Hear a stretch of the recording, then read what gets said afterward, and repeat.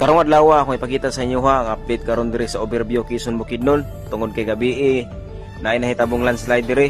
Kung makita sa video nga grabe kadako ang na landslide yun.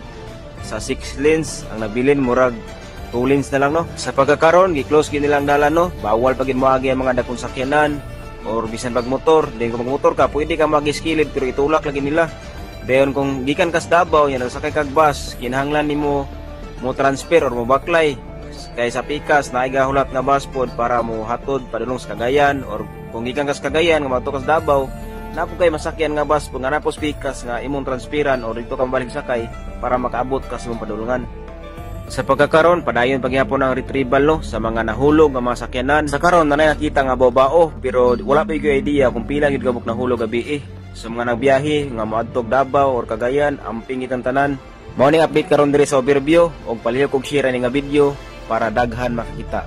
Amping tantanan, God bless.